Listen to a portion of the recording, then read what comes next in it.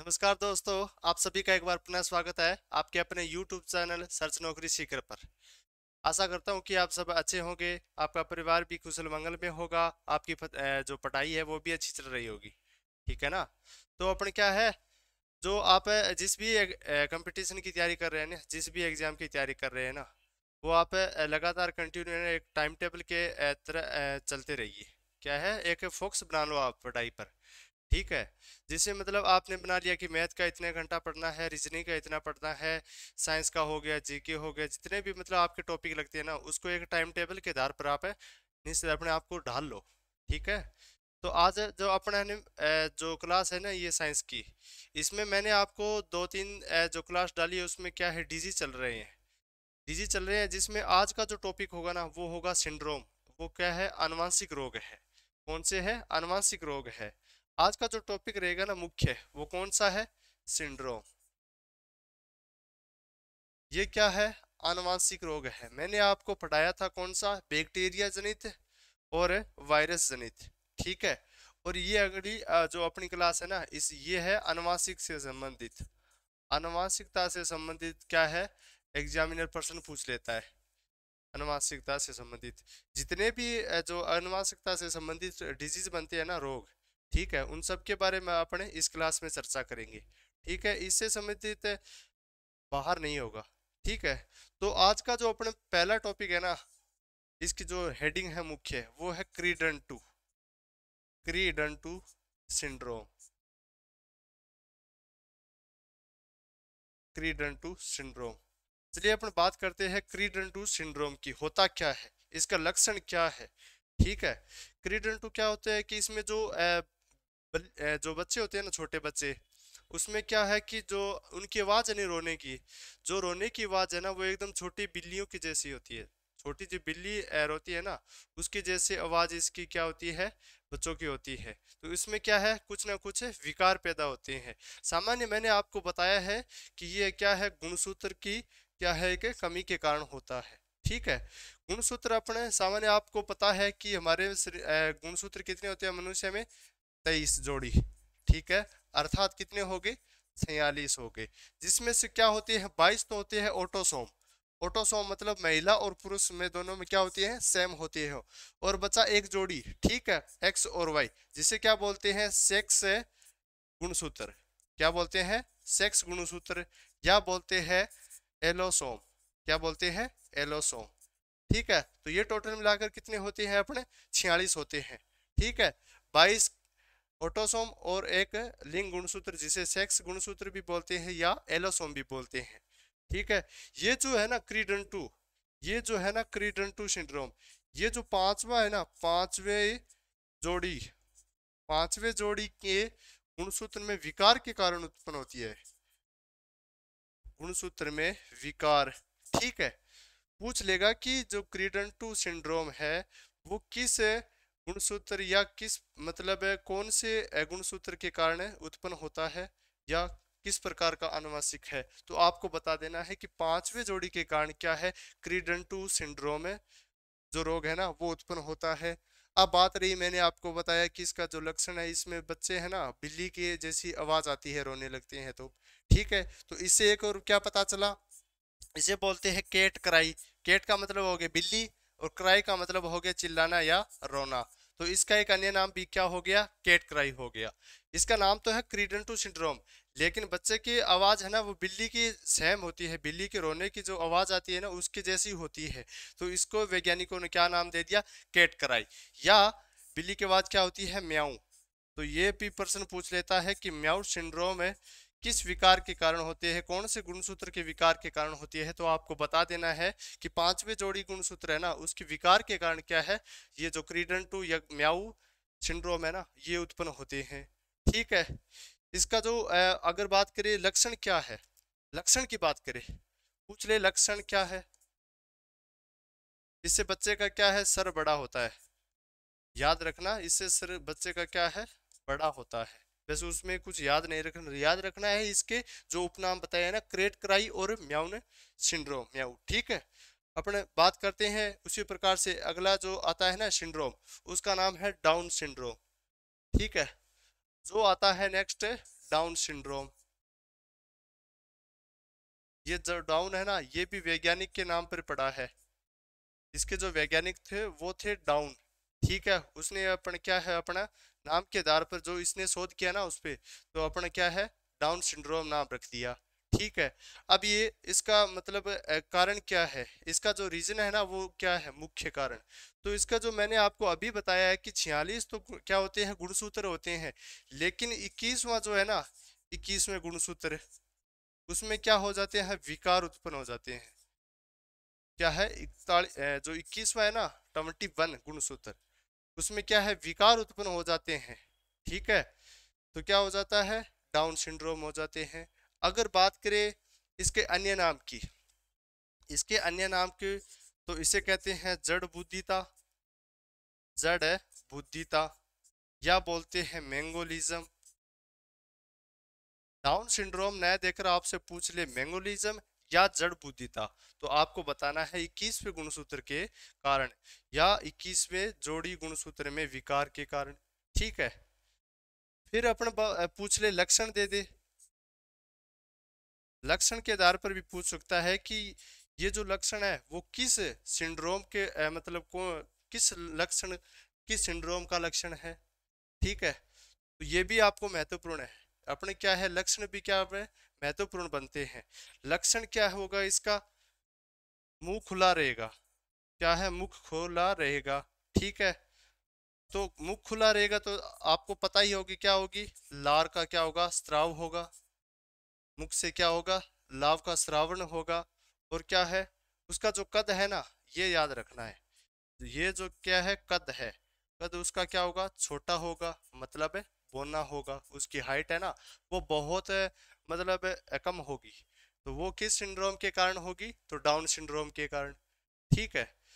अभी तक मैंने आपको जो पढ़ाया है ना डिजीज, उनमें सबसे महत्वपूर्ण ये डिजीज बनती है आनुवांशिक से संबंधित, आनुवांशिक से संबंधित डिजीज बनते हैं। यहाँ से हो सकता है कि आपको क्रीडेंटू या क्राइकेट ये सिंड्रोम पूछ ले, या पूछ ले डाउन सिंड्रोम। फिर अपन आगे पढ़ेंगे और उनमें से पूछ ले। तो आपको ये बस है ना, जो जितने बताऊंगा सिंड्रोम, ठीक है, उनसे संबंधित क्या है, उनसे संबंधित या उनसे बाहर नहीं जाएगा। फिर अपन बात करते हैं, ये तो हो गया अपना डाउन सिंड्रोम। अब करते हैं एडवर्ड सिंड्रोम की। किसके करते हैं, एडवर्ड सिंड्रोम। ये भी क्या है, एक आनुवांशिक रोग है। ठीक है ना, ये भी क्या है, एक आनुवांशिक रोग है, आनुवांशिक रोग। ठीक है। ये भी किससे संबंधित है, आनुवांशिक से। तो इसका साफ साफ अर्थ क्या है कि इसमें भी क्या है, गुणसूत्र में विकार उत्पन्न होंगे। ठीक है ना, विकार उत्पन्न होगी। तो अपन बात कर ले हैं कि जो एडवर्ड सिंड्रोम है उसके शोधकर्ता कौन है, शोधकर्ता। ठीक है ना, सबसे पहले शोध करके किस व्यक्ति ने बताया कि डाउन जो एडवर्ड सिंड्रोम है उसमें विकार उत्पन्न कैसे होते हैं, कि कौन से गुणसूत्र में होते हैं, तो किसी न किसी व्यक्ति ने तो बताया होगा। ठीक है ना। तो उस व्यक्ति का नाम था J H Edward, J H Edwards. ठीक है। अब आपको याद रखना क्या है, यहाँ देखो, आपको याद रखना है बस जे और एच, जे और एच। जे कितने नंबर पे आता है, 10 नंबर पे आता है। ठीक है। और एच कितने नंबर पे आता है, 8 नंबर पे। ठीक है ना। जे और एच दोनों को मिला दे तो कितने हो गए टोटल, 18। मतलब आप क्या समझे कि जो 18वां गुणसूत्र है ना, 18वीं जोड़ी, 18वीं जोड़ी गुणसूत्र है, उसमें क्या होंगे, विकार उत्पन्न होंगे, विकार होंगे। बस आपको जे एच याद रखना है, एडवर्ड सिंड्रोम है ना उसमें जे एच है, एडवर्ड्स याद रखना है। जे हो गया 10 नंबर पे और एच हो गया 8 नंबर पे। तो टोटल जो टोटल मिलाकर संख्या होगी वो कितनी होगी, 18 हो गई। तो बस याद बस इतना ही रखना है। तो जो है ना, कौन सी 18वीं जोड़ी की जो गुणसूत्र होगी ना, उसमें क्या है, या तो कम हो जाएंगे या उसमें क्या होगी ज्यादा। तो मतलब विकार उत्पन्न हो गया ना, तो इसका मुख्य कारण क्या है, फिर 18वीं जोड़ी गुणसूत्र जो बताया किसने, एडवर्ड सिंड्रोम ने। अब अपन इसके लक्षण की बात कर लेते हैं, इसके लक्षण की बात। जिस प्रकार से अपन क्राइडेंटूर इन सब के बारे में लक्षण बात किया, तो इसका भी क्या है, लक्षण बनता है। ठीक है ना, इसका भी क्या बनते हैं, लक्षण बनता है। ठीक है। इससे क्या होगा, जो हमारी गर्दन होती है ना, वो क्या होगी, छोटी, मुख छोटा होगा, ठीक है, विकलांगता होगी, ये विकार क्या होगे, जो भी बच्चा होगा ना तो उसमें क्या है, ये विकार उत्पन्न होगा। या तो उसकी क्या होगी, गर्दन छोटी होगी, या तो उसकी क्या होगी, गर्दन छोटी होगी, या उसका क्या होगा, मुख छोटा होगा, या विकलांग होगा। मतलब कुछ ना कुछ पार्ट उसका क्या होगा, डैमेज होगा। तो बस आपको याद रखना है क्या, 18वें जोड़ी गुणसूत्र याद रखना, जे एच 10 + 8 18 हो गए। 18वीं जोड़ी गुणसूत्र में विकार उत्पन्न हो रहे हैं, ठीक है। तो अपना जो ये जो दो या तीन हो गए ना डाउन जो सिंड्रोम है ना, ये आनुवांशिक रोग है। ये क्या है, आनुवांशिक रोग। ये भी पूछ लेता है कि इन उदाहरण देकर कि इनमें से आनुवांशिक रोग कौन सा है, तो ठीक है ऑप्शन में आ जाए एडवर्ड, तो आपको बता देना है कि एडवर्ड क्या है, जो है आनुवांशिक रोग है। उसी प्रकार से चलते हैं, अपना जो नेक्स्ट है ना वो कौन सा है, पटाऊ। नाम भी देखो किसा किसा लिख रखे, पटाऊ। मजा वाली बात तो अब आशिक है, इस वैज्ञानिक का नाम था, जो शोध करता है ना ये भी पूछ लेता है इसका वैज्ञानिक, ठीक है। तो उसका नाम था के पटाऊ, मतलब है कैसे पटाऊं। इसने ये स्थिति तो उत्पन्न कर दी कि कैसे पटाऊं, बताना किसको है, हमें बताना है। लेकिन इसने बता दिया कि कैसे पटाया जाता है, ठीक है ना। बात कर रही है किसके, गुणसूत्रों की, कहीं और मत जाना, बात चल रही है गुणसूत्र पर, विकार पर, ठीक है ना। इसने बता दिया कि क्या है, मतलब ये जो पटाऊ सिंड्रोम है ना, ये भी क्या है, विकार उत्पन्न करते हैं। विकार उत्पन्न करते हैं मतलब कौन से, पटाऊ तेरी वाली, किसकी, पटाऊ तेरे वाली। याद रखना है, पटाऊ तेरे वाली मतलब है 13वीं जोड़ी गुणसूत्र में, ठीक है ना। याद रखना है बस, पटाऊ तेरे वाली। या आ गया कि पटाऊ सिंड्रोम कौन से गुणसूत्र जोड़ी में उत्पन्न होता है, विकार उत्पन्न हो रहा है, तो आपको याद रखना है पटाऊ तेरे वाली, मतलब 13वें नंबर के जो गुणसूत्र होंगे ना उसमें क्या है, विकार उत्पन्न होगी, ठीक है। अब अपन पूछे इसके लक्षण पूछ ले, लक्षण पूछ ले। पटाना आसान बात तो है नहीं, ठीक है ना, पटाना क्या है, आसान बात नहीं है। तो इसको क्या लग रहा है, उसको डर लग रहा है, तो मतलब क्या है, त्वचा फट रही है, मतलब भाई पटाना आसान बात नहीं है, ठीक है। पटाना आसान बात नहीं है, तो इसका जो लक्षण होगा याद रखना, फट, भाई उसकी फट रही है त्वचा, बात हो रही है त्वचा की, ठीक है ना, त्वचा की बात हो रही है। अब सोचो कि जो है ना उसके फट रही है, तो मतलब वो कैसे पटाऊं, उसका दिमाग कैसा हो गया विकसित, उसको अगर पता ही नहीं है कि मैं कैसे पटाऊं, तो उसको क्या है, थोड़ा सा मंद बुद्धि का है, तो याद रखना है मंद बुद्धि, मंद बुद्धि, ठीक है। मतलब वो क्या है, थोड़ो गुंगो है, बहरोपन है बिग मायने, तो याद भी ये भी रखना है, बहरापन, आपने भाषा बोल दिया टिंगर गुंगो है, तो मतलब है याद रखना है पटाऊ सिंड्रोम। पर जो पटाऊ सिंड्रोम है ना उसके शोधकर्ता पूछेगा तो बता देना है के पटाऊ। जो सिंड्रोम है ना उनके नाम वैज्ञानिकों के नाम पे रखे जाते हैं, जैसे खोज कर दी उसने उसके नाम पर क्या है, सिंड्रोम का जो है ना नाम रख दिया, नामकरण कर दिया। अब बताएंगे वो कौन से जोड़ी में, पटाऊ तेरे वाली, मतलब 13वीं जोड़ी में, ठीक है। लक्षण देकर पूछे कि त्वचा का फटना किस सिंड्रोम का मुख्य लक्षण है, ठीक है। तो बता देना पटाऊ सिंड्रोम का, किसके कारण, 13वीं जोड़ी की विकार के कारण, ठीक है ना। ये तो क्या है, सिंपल से है, वैसे नॉर्मल, इसको रटना नहीं है आपको, मतलब या तो इसको थोड़ा लिख लिख के अभ्यास करो, ठीक है ना, बहुत मतलब इतना टफ नहीं है, ठीक है। ये दो चार ऐसे नाम है, नाम भी देखो कितने पता ही जहर है। फिर आता है अपना टर्नर सिंड्रोम, टर्नर सिंड्रोम, ये भी क्या है, एक वैज्ञानिक का नाम है। टर्नर सिंड्रोम क्या है, ये भी एक वैज्ञानिक ने, इसने भी बताया कि जो है ना गुणसूत्र उसमें क्या है, विकार उत्पन्न होते हैं, सबने बताया। तो इसमें इसका क्या आ जाता है, इसने भी बता दिया कि हाँ उस गुणसूत्र में क्या है, विकार उत्पन्न हो रहे हैं, तो अपना भी नाम चलेगा, लोग पढ़ेंगे अपन को, तो इसने भी क्या है बता दिया, ठीक है। इसने बताया क्या, इसने बताया कि टोटल जो होते हैं वो 46 गुणसूत्र होते हैं, 46 होते हैं, लेकिन उसमें से क्या है, एक क्या हो जाता है, गायब। मतलब ऐसे मनुष्य भी पैदा होते हैं कि एक जो है ना गुणसूत्र वो क्या हो जाते हैं, गायब हो जाते हैं, लेकिन रह कितने पीछे, 45। या तो जाएगा उसका एक्स या जाएगा उसका वाई, ठीक है ना। या देखो एक्स एक्स मतलब ये तो हो गया महिला के लिए, और एक्स और जो वाई है ना वो हो गया नर के लिए। या तो जाएगा एक्स या जाएगा वाई, मतलब एक क्या हो रहा है, कम हो रहा है। तो एक जो है ना गुण सूत्र वो क्या है, किस सिंड्रोम के कारण है, तो वो है टर्नर सिंड्रोम के कारण। तो मतलब उसमें कितने रह जाते हैं बाकी बचे, तो 45 है ना, वो 45 बाकी टर्नर सिंड्रोम में है। एक की क्या हो रही है, कमी हो रही है। फिर अपन बात करते हैं, कमी हो रही है तो आप समझो ये लगभग है ना महिलाओं में होता है। क्या होता है, महिलाओं में, बहुत कम चांस है पुरुषों में। इसका जो वाहक है ना, जो रोगी है, वो कौन होगी, महिला होगी।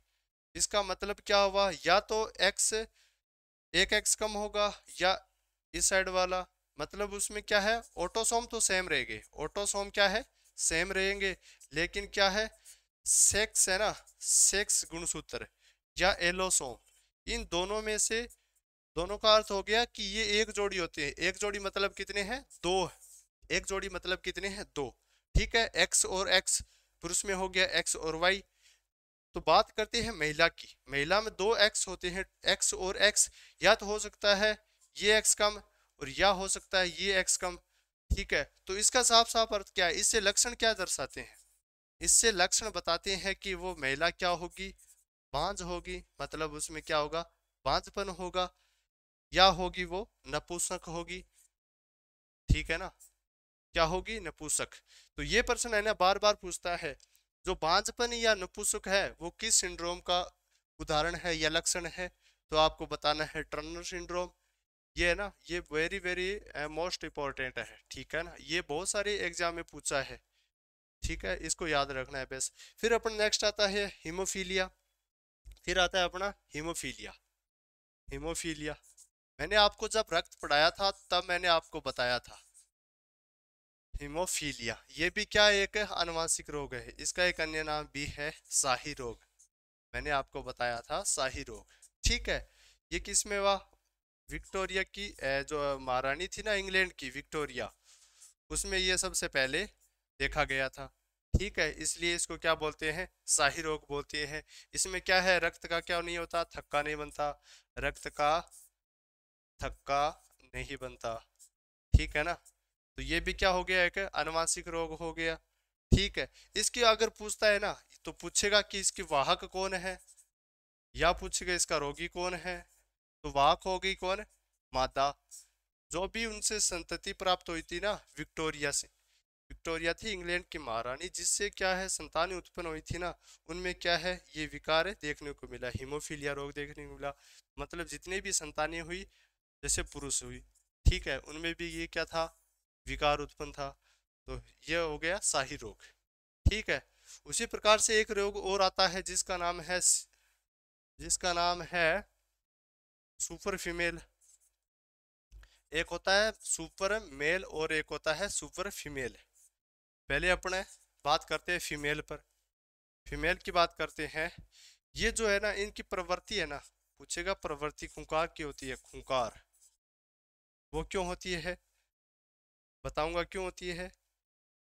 जब आपको पता है कि जो है ना सेक्स गुणसूत्र, सेक्स गुणसूत्र, जो सेक्स गुणसूत्र होते हैं वो कितने होते हैं, एक जोड़ी होते हैं। ठीक है ना, एक जोड़ी। ये केवल किन में होती है, महिलाओं में होती है। नाम से स्पष्ट है कि सुपर फीमेल, किन में, सुपर है, फीमेल मतलब है मादा, महिला में। ठीक है, सेक्स से गुणसूत्र एक जोड़ी होते हैं मैंने आपको बताया, लेकिन क्या है, विकार ऐसा उत्पन्न होता है कि इसमें है ना एक जोड़ी, मतलब या एक गुणसूत्र क्या इसमें अधिकता हो जाती है, एक जोड़ी इसमें क्या हो जाती है, अधिकता हो जाती है। 44 तो वो वे ऑटोसोम, और प्लस 3 ये हो गए। ठीक है ना, इसकी संख्या कितनी हो गई, 47। ठीक है ना, मतलब उसी प्रकार से हो गया, या तो उसमें 3 हो सकते हैं, या उसमें क्या हो सकते हैं, 4 हो गया। 4 हो गए तो मतलब 48 हो गया। फिर उसमें क्या है, 5 हो सकते हैं। ज्यादातर कितने होते हैं, 3 4 या 5, मतलब इनकी संख्या 46 से लेकर क्या हो जाती है, 49 तक हो जाती है। तो वे किस प्रकार की होगी, सुपर फीमेल प्रकार की। इसकी प्रकृति की बात करें, मतलब प्रकृति ये खूंखार मतलब अलग टाइप की बिहेव करती है। अलग टाइप से बिहेव करती है। उसी प्रकार मेल की बात रही, सेम पोजीशन आ जाओ। एक्स और वाई क्या है, लिंग गुणसूत्र है। ये क्या करते हैं, लिंगों का निर्धारण करते हैं, ठीक है ना। एक हो गया एक्स और एक हो गया वाई। या तो होगा एक्स का, ठीक है, दो तो हो गए एक्स और एक क्या हो गया वाई, या होगा वाई वाई, एक एक्स और दो वाई। इसमें क्या है, वर्दी हो रही है। वहां भी क्या हो रही, वर्दी हो रही। वहां किसकी वर्दी होगी, एक्स की। यहाँ होगी या तो एक्स की होगी या वाई की होगी, ठीक है। एक्स वाई वाई भी हो सकता है, एक्स एक्स और वाई वाई भी हो सकता है। बस याद रखना क्या, कि सुपर फीमेल में तो होता है वो भी एक जोड़ी गुणसूत्र के अधिकता के कारण, और मेल में फीमेल में भी क्या हो रहा है, एक जो है ना गुणसूत्र वो क्या है, बढ़ रहा है। तो इसकी संख्या है ना बढ़ने के कारण इनकी संख्या लगभग 46 से लेकर 49 तक हो जाती है, ठीक है। याद रखना है इतना। लेकिन पूछेगा तो वैसे ये पूछेगा, इसका जो प्रवृत्ति पूछेगा कि जो सुपर फीमेल होती है उनकी प्रकृति या लक्षण क्या होते हैं, उसमें आ जाए बांझपन होते हैं, मुख छोटा होता है, तो आपको बताना है इनकी जो है ना ये खुंखार की होती है, खुंखार प्रवृत्ति की, ठीक है। फिर अपना एक रोग और आता है सिकल सेल एनीमिया। ये आपने छोटी कक्षा से पढ़ते आ रहे हो। हीमोफीलिया हो गया, सिकल सेल एनीमिया हो गया, ठीक है ना। ये रोग अपन क्या है बचपन से पढ़ते आ रहे हैं, ठीक है। इसमें क्या हो जाती है, जो आरबीसी है ना, रेड ब्लड सेल, लाल रक्त कोशिकाएं, इनकी आकृति क्या है, इनकी आकृति है ना वो मतलब ऐसी हंसिया आकार की, हंसिया आकार की इनकी जो आकृति है ना, सिकल सेल एनीमिया में आरबीसी की जो आकृति है वो क्या हो जाती है, हंसिया आकार की, मतलब मुड़ जाती है, ठीक है। मुड़ने का मतलब ऐसा कुछ होता है, देखो ये क्या एक यंत्र मान लो, ठीक है। इस प्रकार की क्या हो जाती है, ये मुड़ जाती है, तो ये हंसिया आकार की। तो पूछ लेता है कि आरबीसी की जो आकृति है वो हंसिया आकार की हो जाती है, इसका मुख्य कारण क्या है, तो आपको बताना है सिकल सेल एनीमिया, ठीक है। ठीक है, तो अपने जो ये जो मैंने आपको बताया सिंड्रोम, अनुवांशिकी डिजीज, इनसे संबंधित जितने भी रोग बन रहे थे ना डिजीज से, तो अपन क्या है डिजीज की जो महत्वपूर्ण क्लास थी, जो 2 क्लास और बताई आपको, वो भी क्या थी, तो आप उनको क्या एक बार पुनः देख लेना, ठीक है। तो आज की क्लास में बस इतना ही। धन्यवाद, मिलते हैं नेक्स्ट क्लास में।